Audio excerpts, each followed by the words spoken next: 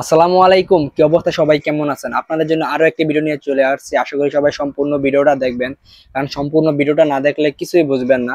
তো আপনারা যারা গ্যাসের চুলা রান্না করেন, আজকে ওই ভিডিওটা এই কারণে ভিডিও আমি শেয়ার করব। আমাদের গ্যাসের চুলা আছে, আমাদের মাটির চুলা। আমরা যারা প্রবাসে থাকি, বিশেষ করে আমরা প্রবাসীরা এই রান্নাগুলোকে অনেক মিস করি। কারণ অনেকের মায়ের হাতে রান্না, অনেকের বোনের হাতে রান্না, অনেকের বোর হাতের রান্না। মানে মাটির চুলার রান্নাটা এত একটা স্বাদ আমরা সবাই জানি। বিশেষ করে আমরা যারা প্রবাসে থাকি, আমরা জানি, আমরা সবাই গ্যাসে রান্না করি। সবাই জানে যে আমরা এত সুন্দর করে রান্না করি প্রবাসে, কিন্তু আমাদের তো স্বাদই হয় না।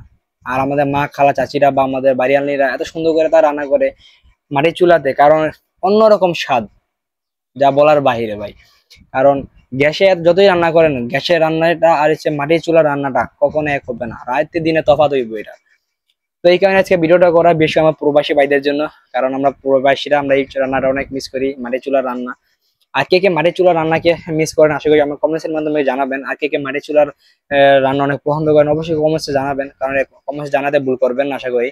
আর আমি সম্পূর্ণ নতুন, সবাই জানেন। আর আশা করি আমার সবাই ভিডিওতে সবাই বেশি শেয়ার করবেন বা আমাকে বেশি সাপোর্ট দিবেন। যদি আপনাদের সাপোর্ট, আপনার ভালোবাসা পাই, ইনশাল্লাহ কখনো যদি ভালো ভিডিও বানাইতে পারি, যদি আপনাদের সাপোর্টের কারণে আর কি। তো সবাই ভিডিওটা দেখতে থাকুন। আজকে মাছ পাকাই বাইরকে আমার বাড়ি আনলি এই সবজি দিয়ে আর কি। এগুলা দুন্দুল বলা হয়, আমাদের গ্রামে ভাষায় বলা হয় দুন্দুল, আপনারা কি বলেন জানি না। মানে আমি অন্যরকম একটা ফ্লেভার দেখতেছি বা একটা কালার দেখতেছি তরকারির ভিতরে। আমরা এত যতই পাকাই পূর্ববাসে ভাই, এরকম কালার আমাদের তরকারি কখনো হয় না। কিন্তু তারা কিভাবে করে করতে পারি না। এদিকে মাছ ভাই যায়, পোয়া মাছ, একবার নদীর পোয়া মাছ, খাঁটি মাছ এগুলো ভাই। বিশেষ করে এইটা হচ্ছে এই যে জিনিসটা দেখতেছেন, এটা হচ্ছে বেশি করে মেন স্বাদ হচ্ছে এইটা। এটা শাক বলা হয় আমাদের এদিকে।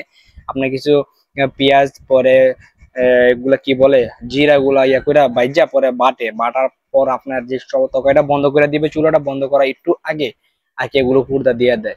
মানে এটাতে একটা অন্যরকম ভাই ফ্লেভার। জাস্ট মানে আমি ওই দিনকে বসে আমি আমার এমন ভালো লাগছে, ফ্লেভার পাই না, আমি তরকারি শুধু এইভাবে খাই। মানে একটা অন্যরকম ফ্লেভার আইছিল আর কি ওগুলো। তো আশা করি সবাই ভিডিওটা সম্পূর্ণ দেখবেন, আর ভিডিওটা এইভাবে শেয়ার করে দিবেন যদি আমার ভিডিও বা আমার কথা ভালো লাগে থাকে। আশা করি আমাকে সবাই সাপোর্ট করবেন। তো আজকের ভিডিওটা বেশি বড় করা যাবে না, আমরা সবাই ভালোবাসা দিবেন, সাপোর্ট।